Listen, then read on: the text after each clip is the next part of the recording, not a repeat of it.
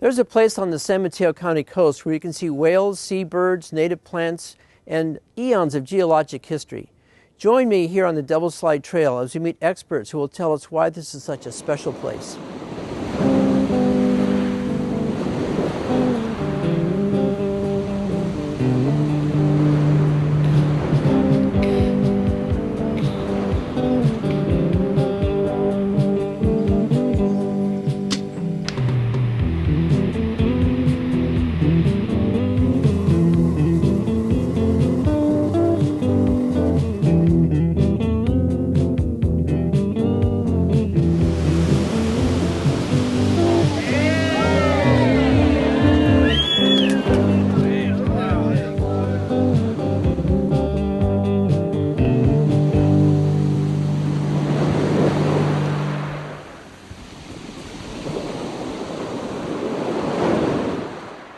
Welcome to Devil Slide Trail.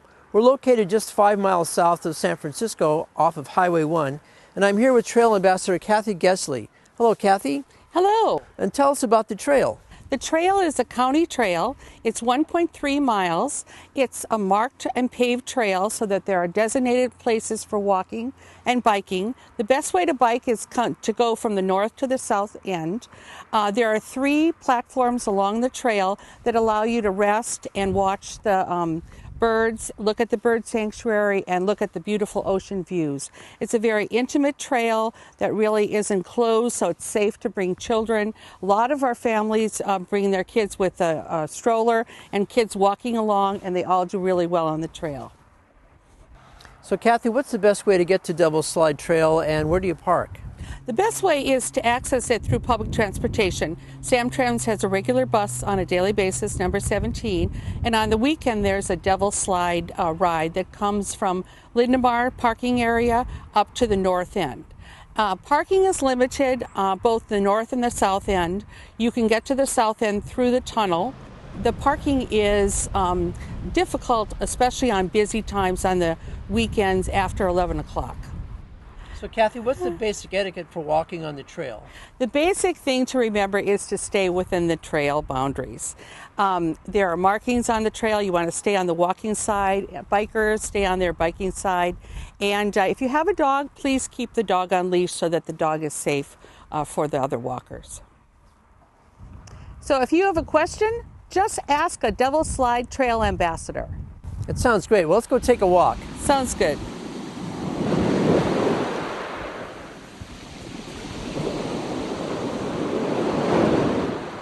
Well, Mike, getting around the coast has always been a challenge, right? Sure. The Indian tribes around here had to pick their way through these areas where we're standing right now. And then, of course, when California became part of the United States, there was a whole lot of talk of developing the area more. In 1865 was the first time that people started thinking about maybe we should build a railroad out here. And then in 1881, the Ocean Shore Railroad was incorporated in Sacramento. People had thought, well, railroads are springing up all over the West, all over the United States. Why not build here? It was a great idea to cut down transportation time between San Francisco and Santa Cruz. Unfortunately, they chose 1905 as the year to do that, and 1 year later, the earthquake of 1906 really knocked out most of the equipment and most of the throughway that they had here at Devil's Slide. They were able to keep things going through 1912, returning some profits with shipping and passengers. And then in 1913, Southern Pacific wanted to get in on the action, and the competition from that and trucking roads really shut down the OSR. So when the railroad closed down, what happened to the road?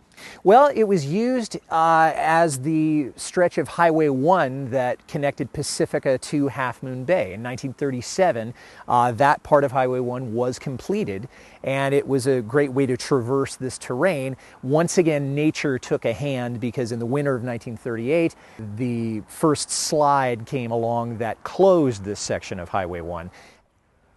Well, then this road became very important to the military, is that right? That's right. In 1941, with the outbreak of war with Japan, this area of the San Mateo coast was left completely undefended. And so civilian and military patrols along this area of Devil's Slide became the way that we would protect this area while most of the Army and the Navy was off fighting in Europe and Asia. And in 1943, the Army and Navy built observation posts here on Devil's Slide so that they could watch for invading Japanese ships. This is before the advent of modern radar, so they would use that until the end of the war in 1945. When you go past these, as you're driving down Highway 1, it's a silent monument to the contributions that this area made to World War II.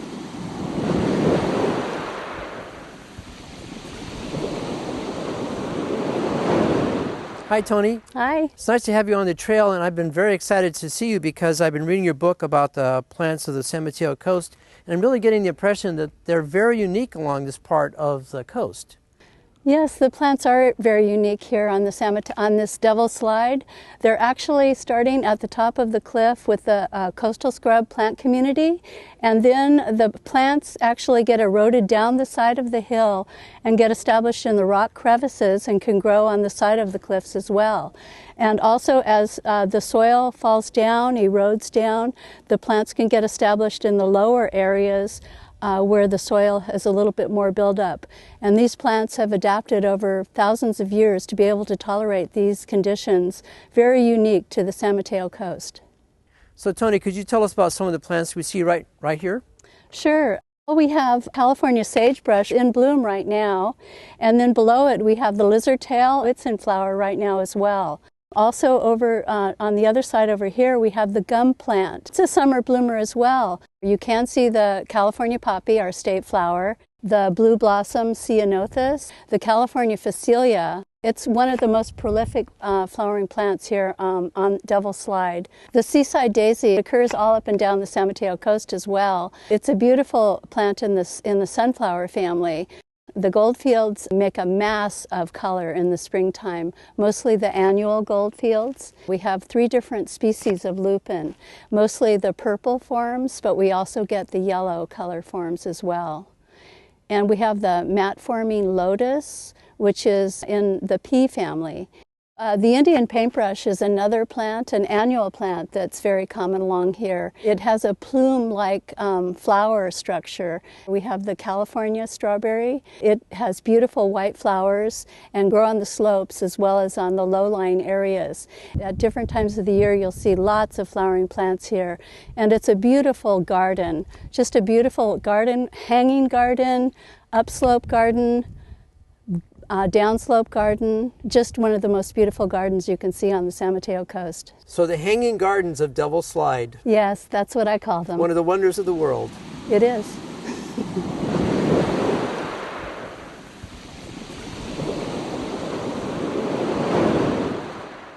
We're on the north end of the trail, and I'm here with Professor Karen Grove from San Francisco State University. Karen, we're standing here at a wonderful spot on the trail that shows sedimentation going on, and can you tell us why there's so much color here?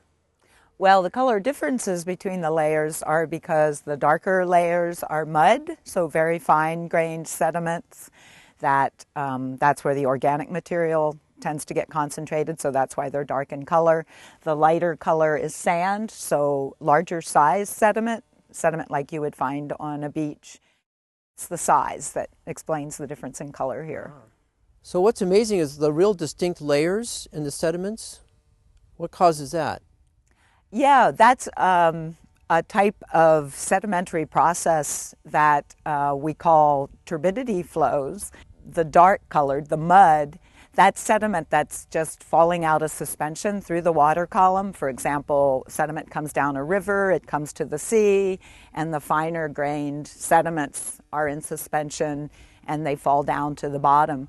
But once in a while, there is an impetus, such as an earthquake or a particularly big storm, that moves sand, bigger sediment, along the bottom in a high velocity, turbulent flow, and gives you a very distinct layer of sand.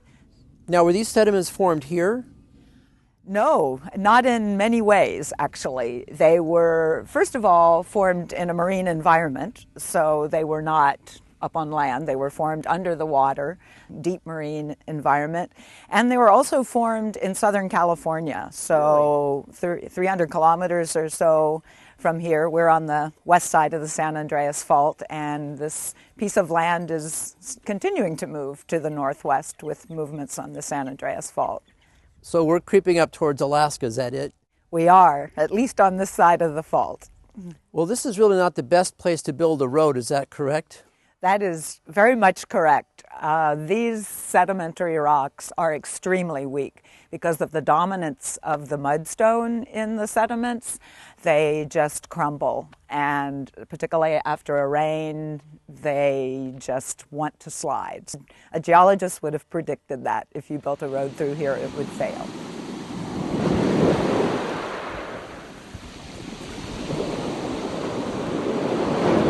We're at the north overlook of the trail, back again with Professor Messner of Skyline College. And Mike, I understand that this was a very important area of history. Absolutely. In 1769, Gaspar de Portola was coming here as sort of an advance guard for the mission system that Junipero Serra would build so famously. And he came across the Ohlone and the other Indian tribes that were here on the coast. There were only a few thousand of them that were living here at the time. And they decided that this was a good place to build, and Portola was actually looking for Monterey Bay and missed it completely. It's south of us, of course, but he did discover San Francisco Bay, and that was the beginnings of San Francisco and, of course, the mission that was built there. And in 1776, they actually started using the limestone from the area right around Devil's Slide to make the whitewash for both the mission and the Presidio that provided defense for the mission. And then, of course, the gold rush changed everything. Yes, it totally changed things. In 1848, of course, the first strikes are made at Coloma by John Marshall and John Sutter. And, of course, the world rushed in. Millions of people coming to this area, and of course from here to the Sierras, and it really brings a huge population into California just in time for California to become the 31st state, which it did in 1850. And from then on, California really became a place of promise, a place of great business, and of course Devil's Slide changed in all kinds of ways. And there's a notorious history to this coast also, right? Yeah, having to do with prohibition, because of course after the 18th Amendment was passed, it became very difficult to procure alcohol, certainly legally. But if you look around, this is a perfect place to smuggle and to hide quantities of alcohol. It's difficult to get to. There's a sheer drop off to the Pacific. Not very many people live here, and it's easy to evade the federal authorities. So a great amount of bootlegging happened here, and a number of institutions would be serving illegal alcohol and running gentlemen's clubs. Up until 1933, when Prohibition was finally repealed, and things, in some sense, went back to normal. Well, this seems like a very simple trail, but there's a lot of history attached to it. Absolutely. You really can't understand the history of San Mateo County completely without knowing something about Devil's Slide, and that's why I'm glad we're here to talk about it.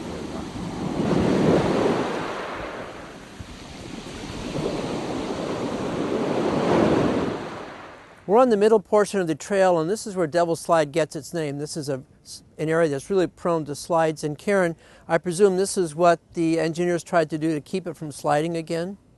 Yes, where humans put their infrastructure in places that are geologically inappropriate, we then have to bring in the engineers to say, stabilize this so we can continue to interact with the landscape. Those of us who have lived here for a while know that this has been a recurring problem. The road was closed for almost 2 years in the 90s. There were problems continuously. Finally, they decided to make the tunnel, and now we can enjoy this spot. But they still have the structure, the concrete structure, to try to hold the rock in place. They have tilt meters to try to sense any movement that occurs. But, you know, it's one of those things where any geologist who would come along here would be, yeah, of course, this is not going to be a stable place to build a road in the first place. The mudstone is very weak. Even the sandstone, which is more resistant, is highly fractured, so prone to failure, and the layers which were deposited horizontally are now tilted, and that makes them even more likely to fall down. So in California, we do this a lot. We've built houses on top of the San Andreas Fault. We've built roads and these very steep coastal places, and inland as well. We're learning maybe a little bit that actually nature is always going to win, and so we need to think about what the geologic setting is before we do the building rather than after, when we have to spend a lot of money to fix things. Exactly.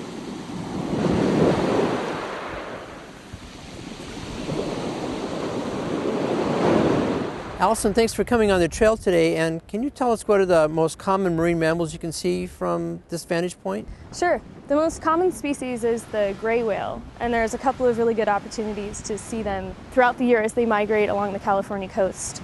One of the opportunities is around January, the peak of their southward migration, as they head down to Baja to their birthing grounds. And the other peak is around April and May as they head north to their feeding grounds. And that's your best opportunity to see cow and calf pairs. And those tend to hang really close to shore, avoiding predators like orcas offshore. And this is one of the most amazing migrations in nature, and we have an incredible opportunity because it happens right here every single year. And I understand you can see other marine mammals too, besides the gray whales? Yeah, there's quite a few other cetaceans or whale dolphin species that you can see here. One of the more common ones is the bottlenose dolphin, and those are regularly very close to shore and in small groups. Another one similar to the bottlenose dolphin is the harbor porpoise. They're a lot smaller than bottlenose dolphins and are usually solitary. Another baleen whale that you can see, like the gray whale, is the humpback whale, and they're pretty much visible year-round. April to October is their peak season. They like to hang out a lot farther offshore towards the shelf break. A lot of times they put on showy displays like breaching and tail slapping. If you look out towards the Farallon Islands, you might get lucky and see them. There's several other species that are possible to see here but less common, like the Risso's dolphin, minke whales, and orcas. What kind of seals are we looking at? The seals that you're most likely to see are harbor seals, and they often haul out on San Pedro Rock in the distance, in the intertidal rocks, and they also pup here in the spring. There's a couple of other pinniped or seal and sea lion species that you can see here. California sea lions sometimes haul out on the small rocks around Devil's Slide Rock, or you'll see them swimming around. You might see a stellar sea lion. There's a small rookery out on the Farallon Islands, so we've seen them swimming by as well. And you might even see an otter from time to time? You might. We're kind of at the northern extent of their range, so they're not very common, but they have been seen here. Well, that'd be exciting to see one. Mm-hmm. So this is one of the best vantage points for seeing marine mammals on the northern coast. So what would you advise people to do when they come out here? Bring your binoculars.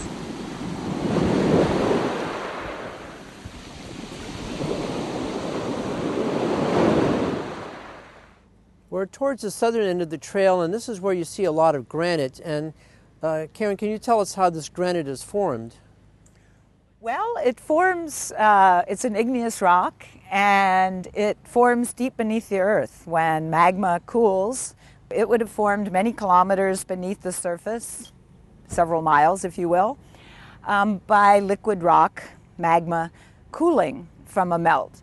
And so because it's cooling beneath the surface, if we can imagine this occurring way beneath our feet, it cools slowly, and so the crystals have a chance to achieve a large size, and that's why we can actually see crystals of quartz and other minerals in the granite.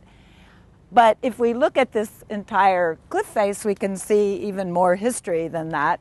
We know this was formed deep under the surface, but we see sediment sitting on top of it, so that tells us that the granite was uplifted to the surface. And when the granite was forming, we were in a convergent plate boundary, that is, two plates were moving toward each other.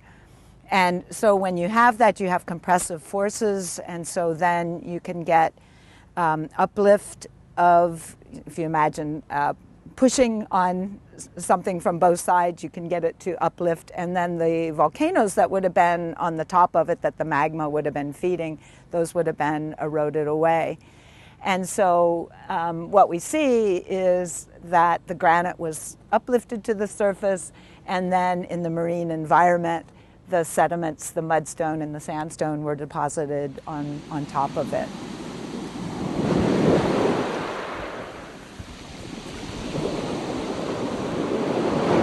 We're at the middle overlook of the trail, and I'm here with Anna from California Audubon. And this is a spectacular place to watch birds, isn't it? It sure is, Steve. This is one of the best places now on the California coast to see seabirds and shorebirds. This is one of the richest and most productive marine environments in the world, attracting predators from all over the Pacific, including dozens of species of marine birds. And what kind of birds will you see here? Depending on the time of year, you'll see everything from the sooty shearwater, which comes here in huge numbers from New Zealand, their breeding grounds there, to feed in these rich and productive marine waters, to the beautiful surf scoter, which breeds in Alaska, comes here in the winter to feed on herring roe and small fish, all the way to the black oyster catcher, which breeds down here and may not go more than 1 kilometer in its lifetime. There are many, many species of birds, all with their own individual stories. There's the elegant tern and the Heermann's gull, both of which breed on one island in the Gulf of California down in Mexico, come up here to feed and rest in the wintertime. And of course, there's the iconic albatross, and 2 species that occur here are the black-footed albatross, which breed in Hawaii and fly thousands of miles to find prey and bring it back to their young, and the short-tailed albatross, which was presumed extinct in the 1950s, brought back from the brink of extinction, and is being seen with increasing frequency here on the California coast. Well, this really is a very special place to see seabirds. It really is. With the opening of this trail, the public has access to birds it couldn't see before. It's a very accessible site. I'm very excited about this trail.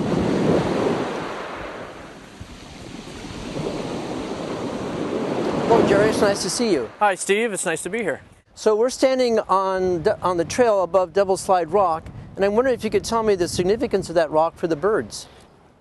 Devil Slide Rock holds a nesting colony of common murres and other seabirds, which nest along the California coast here. Back in the 1980s, a nesting colony out here was completely wiped out within just a few years, mainly from birds being killed in gill nets and oil spills, and we've been working for the last 18 years to restore that nesting colony. So Jerry, why are these birds being protected?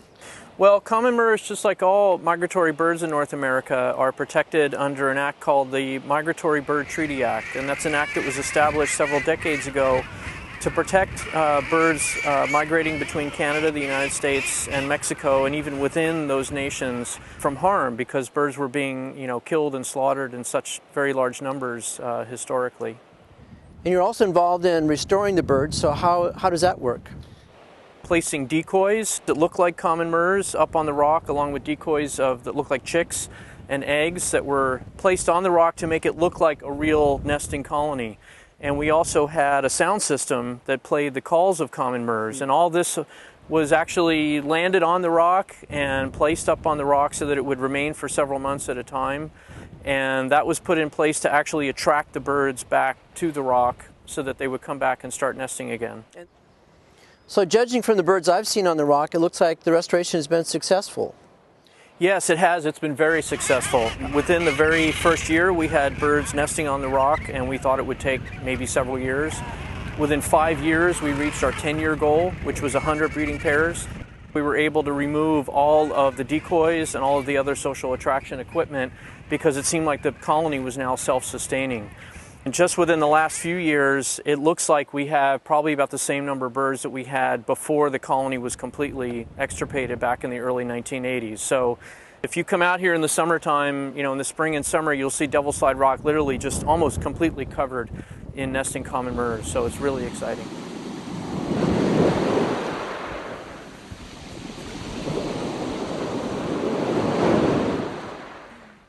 We're near the southern end of the trail, again with Professor Grove from San Francisco State University. And Professor, why is there so much fracturing going on here? Well, these rocks have actually had a very tortured history. Their first problem was an episode of contraction that lifted them up to the surface. And of course, if you imagine applying pressure to anything, it's going to want to crack, especially a rigid body like this. So we get a lot of cracking. So its first thing was to get lifted up to the surface in a contractional environment. And probably an awful lot of these fractures or cracks occurred during that initial period of uplift. But it's crazy. Like, you look at this, and even down to the smallest level, it's fractured, you know? Like, you see the really prominent ones, but even, like, these are all fractures in here. Wow. So it's just pervasively fractured. Its first step was to get uplifted to the surface, and a lot of things then happened that we aren't too clear about, but the other thing that we are very clear about is that starting about 5 to 7 million years ago, the San Andreas Fault, as we know it today, was born, and this area west of the San Andreas, which we call the Selenian terrain, has been moving northwest relative to North America on the other side of the San Andreas Fault. And so every time there's an earthquake, this piece of land goes another meter or 5 meters or 7 meters to the north, to the northwest relative to what's on the other side. So it has continued to be deformed by tectonic processes and continues to lead a tortured life. So this is the place to come if you want to see some really twisted rocks.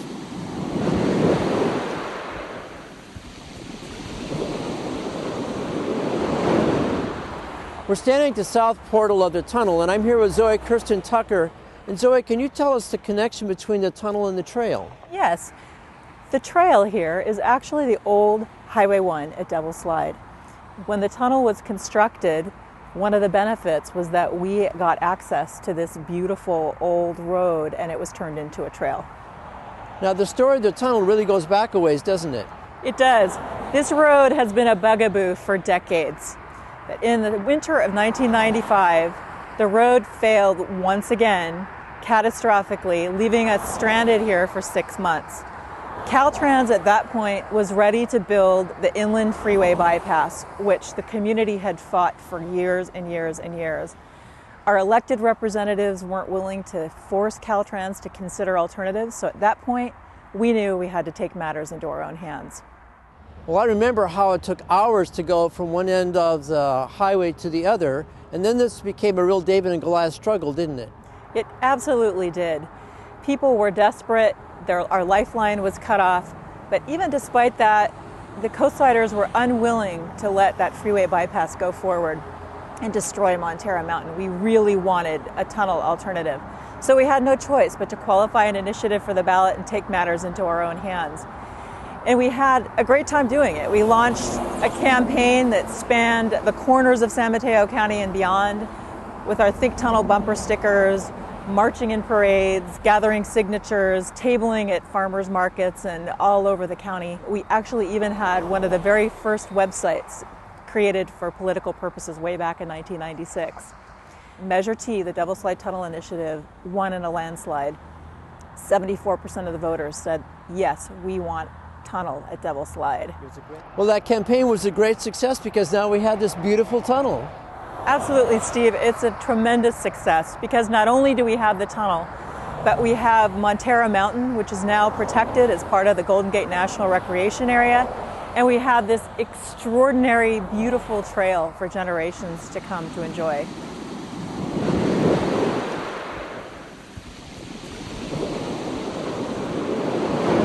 So now that you've seen the wonders of the Devil's Slide Trail, you might want to become an ambassador yourself. So Kathy, tell us what an ambassador does here on the trail. A trail ambassador is basically a customer service person. We answer questions, we remind people of the rules, and we try to make their visit the most enjoyable. And how do they become a volunteer? Where do you go to find out about being a volunteer? There are two ways to do that. You can ask the trail ambassador as you're walking on the trail, or you can check the San Mateo County website, and that will give you information on how to become a volunteer. Thank you for watching Pacific Currents. You can always see our shows on YouTube. See you next time.